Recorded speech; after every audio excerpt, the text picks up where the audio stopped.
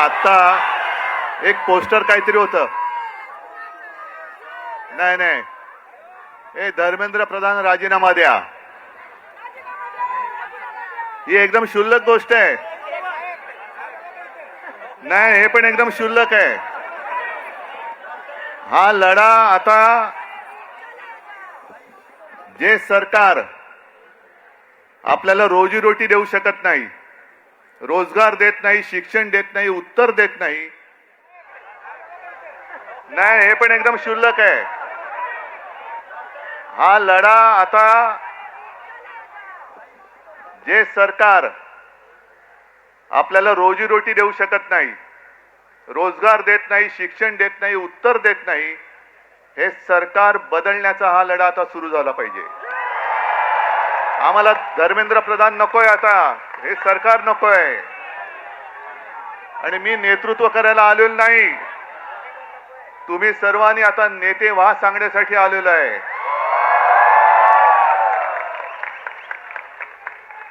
फक्त मला एक तुमच्याकडनं वचन पाहिजे की आज दिसते ती जाग आहे, आज दिसणारी आग आहे, हे सरकार बदलेपर्यंत टिकणार की नाही टिकणार. म्हणजे ही आग टिकली पाहिजे, सरकार टिकता कामा नये. या आगीमध्ये सरकार जाळून भस्म झालं पाहिजे, तर या उठावाला अर्थ आहे. आणि हा लढा एकट्या सोनम वांगचुक यांचा नाहीये. हे सरकार केवळ चंदा चोरी, वोट चोरी, अरे तुमचं भविष्य चोरलंय त्यांनी, तुमचं भवितव्य, या देशाचं भवितव्य चोरलंय. काय दिलंय का या सरकारने तुम्हाला? आज मी येताना बातम्या बघत होतो, दिल्लीमध्ये जंतर मंतरच्या इकडे युद्धाची तयारी जणू काही सुरू झालेली आहे. सैन्य आणतायत, फौजा आणतील, कदाचित अणुबॉम्ब सुद्धा आणतील. पण या सरकारला माहिती नाहीये या देशामधला हा जो तरुणाईचा अणुबॉम्ब आहे तुमच्या बुडाखाली आधीच लागलेला आहे. आणि हे आता तुमची जी काय युद्धाची तयारी आहे, ही तयारी जर का नीट परीक्षेच्या वेळेला नीट केली असती तर तुमच्या बुडाला सुरुंग लागला नसता. लागला असता. बरं, मी काय म्हणतो की एकदा होऊन जाऊ दे. सोनम वांगचुक यांनी देशाला काय दिलंय? तरुणांसाठी जे आपले सैनिक, हे तुमच्यासारखे, तुम्ही तरुणाई, या देशाचं भविष्य तुम्ही आहात. आणि देशाचे रक्षण करते तुमच्यासारखेच तरुण जवान सरहद्दीवरती आहेत. या तरुणांसाठी मायनस टेम्परेचर, आपल्याकडे जरा मुंबईमध्ये जरा 20-22 टेम्परेचर झालं का थंडी आहे बाबा, मफलर काढा. तिकडे तर बर्फामध्ये सैनिक उभे राहतात आपल्यासाठी ते तिकडे आहेत म्हणून आपण इकडे आहोत. या सैनिकांसाठी ज्यांनी सोलार टेंट बनवले, की या सैनिकांनी देशासाठी मरण्यासाठी, म्हणजे मेलो तरी 72 पण माझी भारत माता जगली पाहिजे, त्या देशाच्या सैनिकांसाठी ज्याने सोलर कॅम्प बनवून दिले, टेंट बनवून दिले, तो यांच्यासाठी देशद्रोही ठरतो. हा देशद्रोही. तिथलं पाण्याची टंचाई लक्षात घेऊन ज्याने आईस फाउंटन तयार केले, असा हा पर्यावरणवादी, असा हा शास्त्रज्ञ.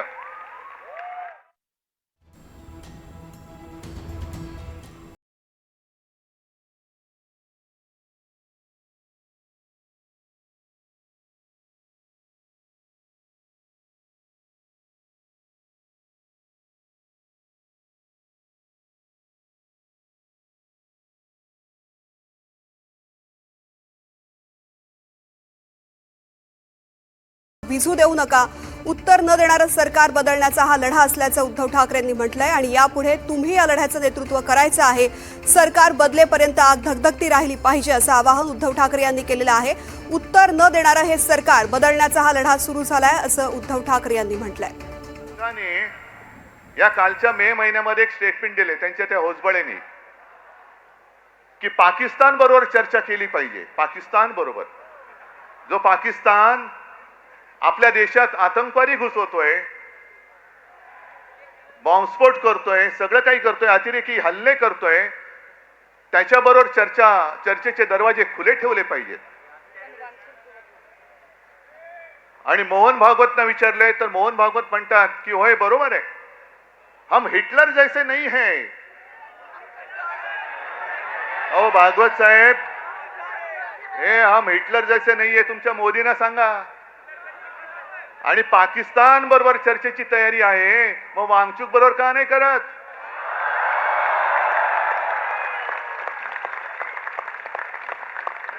म्हणजे जो देश आपल्या सैनिकांचे बळी घेतोय त्याच्याबरोबर चर्चा, आणि जो माणूस आपल्या सैनिकांसाठी सोलार टेंट बनवतोय, अरे त्याच्या बुद्धिमत्तेचा वापर करून घ्या या देशासाठी. अशी माणसं होत नाहीत परत परत, अशी माणसं होत नाहीत. मग ही सगळं आहे जे काय बघतोय ना, आज सगळे तिकडे पोलीस फाटा वगैरे आणतायत, कोणासाठी आणताय? अरे एवढे घुसवा ना, तर पाक व्याप्त काश्मीरमध्ये का नाही घुसवत तुम्ही? माझ्या नौजवान सगळ्या तरुण आणि या तरुणाई विरुद्ध तुम्ही आणखीन जे देशाच्या रक्षणासाठी सैन्यात जमा झालेले ते भरती झालेले तरुण वापरणार, म्हणजे तरुणांनाच तरुणाच्या विरुद्ध उभे करणार, आणि तुम्ही काय तिकडे जिलब्या पडत बसणार का ढोकळा खात बसणार?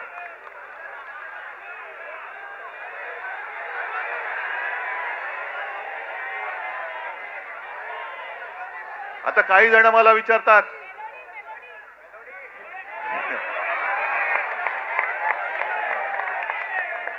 नहीं मेलोडी खाओ खुद जान जाओ,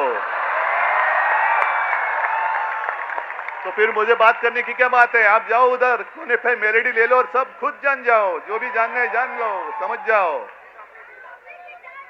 मैं तिकडे चॉकलेटच्या गोळ्या आणि आमच्या तरुणांना बंदुकीच्या गोळ्या.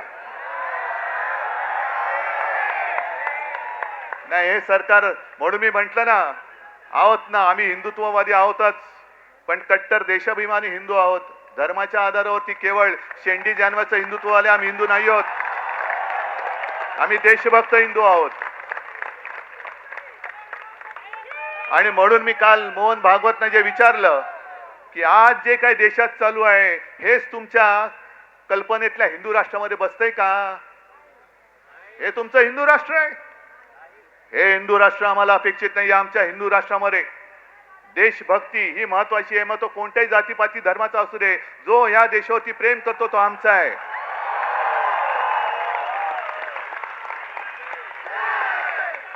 पण गंमत कशी आणखीन असते ती बघा.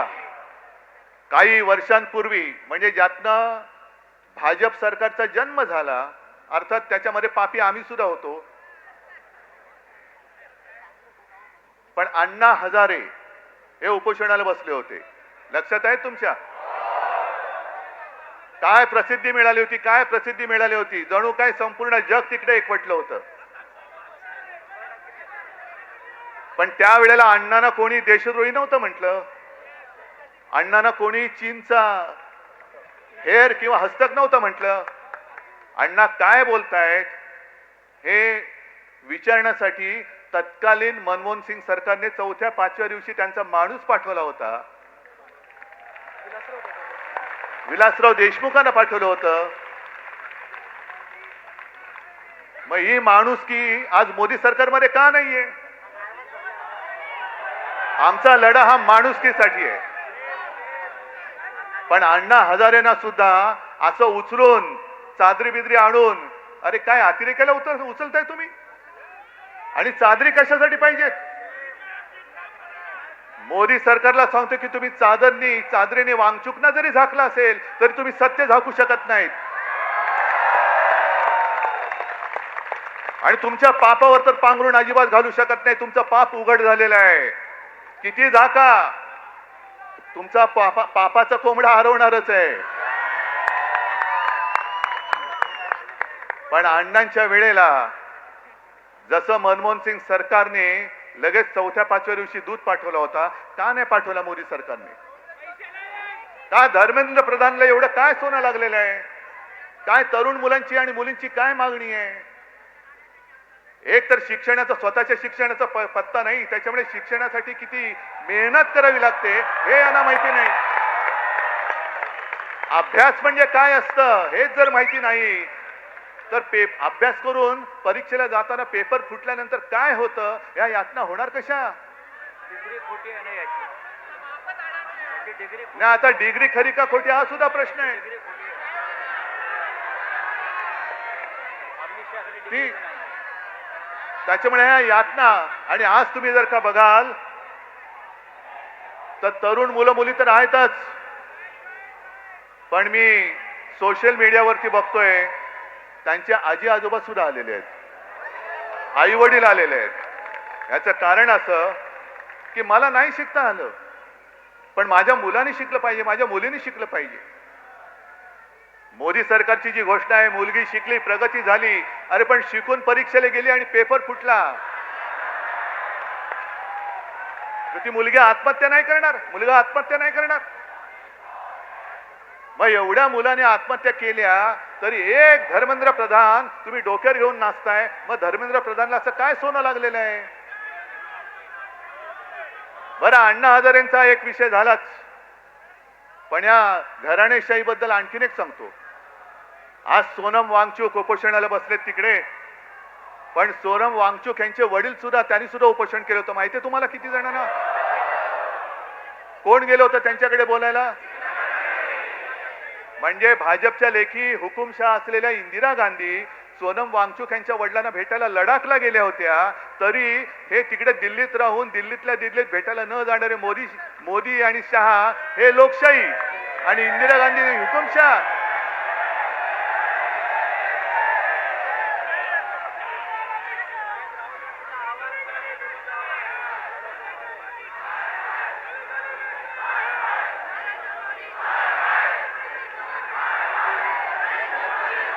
एक मिनिट, हा गली गली में शोर आहे, बरोबर आहे, पण तुम्ही जिथून जिथून आलायत, कुठल्याही गल्लीतनं आला असाल, कुठल्याही गावातनं आला असाल, त्या गल्ली गल्लीमध्ये तुम्हाला शोर करावा लागेल,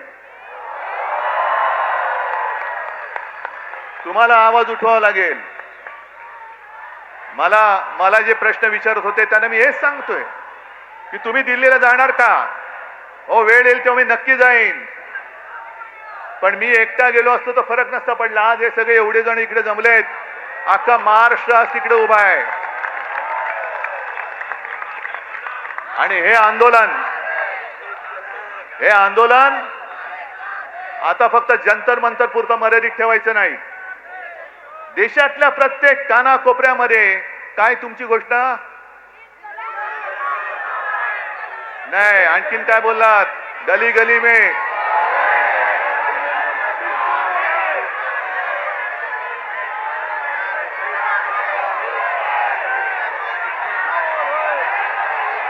बरं, आणखीन एक गोष्ट, इकडे महिला आलेल्या आहेत, इकडे बऱ्याचशा महिला आहेत.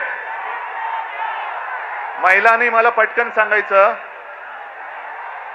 आपल्या घरात जरा थांबा नाही, आपण साधारणतः आपण साधी माणसं आहोत. आपल्या घरामध्ये साधारणतः असं मानलं जातं की साधी महिला ही झुरळाला घाबरते ना. अरे इकडे आमचं पंतप्रधान घाबरतो, अख्खं सरकार घाबरतं. जगातला सगळ्यात मोठा पक्ष ज्यांनी भाड्याने माणसं घेतलेत, हे भाडकं वाचलं की असं होतं, भाड्याने म्हणजे माणसं चोरून पक्ष वाढवला ना की असा पक्ष झुरळाला घाबरतो. आता कळलं मला की हा पक्ष झुरळाला का घाबरतो. हे सत्ताधारी झुरळाला का घाबरतात? कारण यांच्याकडे स्वतःची माणसं नाही आहेत, सगळी भाडकाऊ आहेत, चोरून आणलेली गद्दार आहेत.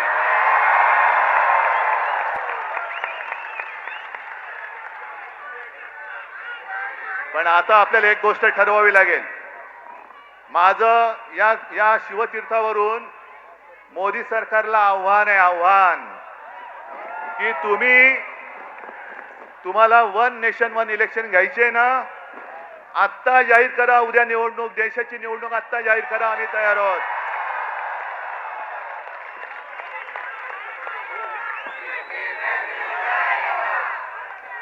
नेशन म्हणजे काय असतं, राष्ट्र म्हणजे काय असतं, या राष्ट्राची ताकद या माजलेल्या सत्ताधाऱ्यांना दाखवून देण्याची आता वेळ आली आणि संधी आलेली आहे. काय असतं नेशन म्हणजे काय असतं, राष्ट्र म्हणजे काय असतं. तुम्ही या माझ्या तरुणांना जे उद्या देशाचं भविष्य आहेत त्यांना कॉक्रोच म्हणता, पण आज तुम्ही बेशरमपणे तिकडे गादीवरती बसलायत. जर आपल्याला स्वातंत्र्य मिळालं नसतं तर त्यांची बुडं टेकायला ह्या गाद्या मिळाल्या नसत्या. जे क्रांतिकारक फासावर गेले, काय वय होती त्यांची. सुखदेव, राजगुरू, भगतसिंग, किती किती नावं घ्यायची. चाफेकर बंधू सगळे याच वयातले होते, याच वयातले. ज्यांना आज आपण जेनझी म्हणतो, ती काय झुरळं होती. तुम्हाला काय झुरळामुळे स्वातंत्र्य मिळालंय. जर आपल्या स्वतःच्या प्राणाची पर्वा न करता, घराची कुटुंबाची पर्वा न करता तेव्हाची तरुण मुलं यांनी जर का देशाच्या स्वातंत्र्यासाठी बलिदान केलं नसतं तर आज आपल्याला स्वातंत्र्य बघायला मिळालं नसतं. मग स्वातंत्र्यासाठी ज्यांनी स्वातंत्र्यासाठी बलिदान केलं ते स्वातंत्र्य आपण टिकवू शकतो आहोत की नाही, ते टिकवणं आपलं काम आहे की नाही, आपलं कर्तव्य आहे की नाही. आणि जे आपल्याला झुरळ म्हणतायत, होय मी सुद्धा झुरळ आहे. कोणी एकेकाळी मी सुद्धा याच वयात होतो. जर तुम्ही तरुण मुलांना झुरळ बोलत असाल तर झुरळांचे आई वडील सुद्धा झुरळच आहेत. हा देश काय झुरळांचा देश आहे. आपण आता ठरवलं पाहिजे की जो आपल्याला झुरळ म्हणतोय, जो आपल्याला न्याय हक्क नाकारतो आहे, या सगळ्या सत्तेला चिकटलेल्या गोचिडी आहेत. गोचिडी, मी आज त्या सत्तेला चिकटलेल्या ना गोचिडी म्हणतोय. जे सत्तेला चिकटून राहिलेत आणि लोकशाहीचं रक्त पितायत, या सत्तेला चिकटलेल्या लोकशाहीचं रक्त पिणाऱ्या गोचिड्या आपल्याला खेचून बाहेर काढाव्याच लागतील. आणि आजपासून हा लढा सुरू होतोय. तिकडे जंतर मंतरला काय करतील सांगता येत नाही, कारण सगळं सैन्याची जमव सुरू झालेली आहे. इंग्रजांनी सुद्धा असंच 100-150 वर्ष राज्य केलं होतं. पण देशातली जनता जेव्हा एकजुटीने रस्त्यावरती उतरली तेव्हा इंग्रजांना सुद्धा इथून पाय काढून पळावं लागलं होतं. तसंच यांना आपल्याला करावं लागेल. आणि आजपासून तुम्ही जिथे जिथे असाल, मी या माध्यमांच्या चॅनलच्या माध्यमातून संपूर्ण महाराष्ट्राला नव्हे तर देशाला विनंती करतोय, तुम्हाला जसं जमेल, तुम्हाला जसं झेपेल तसं हे स्वातंत्र्य जपण्याचं युद्ध आता सुरू करा. जिथे सभा घ्यायच्या सभा घ्या, जिथे मेणबत्त्यांचा मोर्चा काढायचा मेणबत्त्या मोर्चा, जिथे मशाल मोर्चा काढा, मानवी साखळी तर मानवी साखळी करा. पण जिथे जातील तिकडे सगळ्यांना कळलं पाहिजे की आता अब देश इन लोगों की बात मानने वाला नहीं है. आणि नवीन आणखीन एक तुम्हाला सांगतोय, अण्णा हजारेंच्या आंदोलनाच्या वेळेला या अशाच टोप्या केल्या गेल्या होत्या. काय लिहिलं होतं त्याच्यावर, मैं अण्णा हूं. आता तुम्ही करायचं, मैं देशभक्त हूं. मी देशभक्त, मी अंधभक्त नाही. मी अंधभक्त आहे तो माझ्या भारत मातेचा आहे. मोदींचा अंधभक्त मी होऊ शकत, मी असणार नाही, कदापि नाही.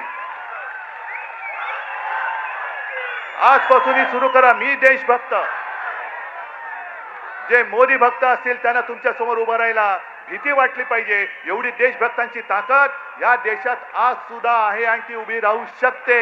आणि ती महाराष्ट्र उभी करू शकतो, संपूर्ण देश उभा करू शकतो, हे यांना दाखवून द्या.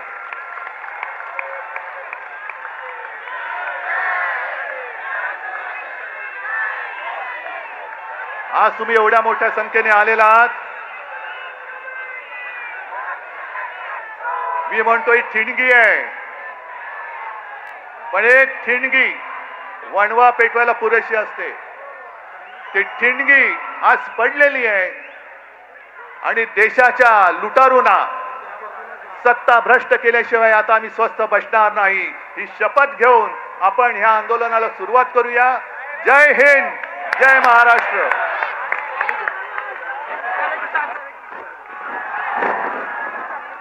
सफेद चादरीत काळे कृत्य, सफेद कापड घालून लोकशाहीचं खून करण्यात आलं. सफेद कापड घालून परवा लोकशाहीचं खून दिल्लीत करण्यात आलं. त्याच्या निषेधार्थ आज आपण सगळे इथे जमलेलो आहोत.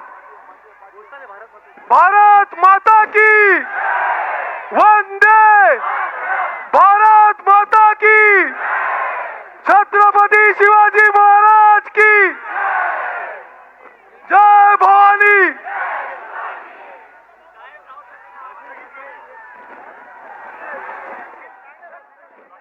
राष्ट्रगीत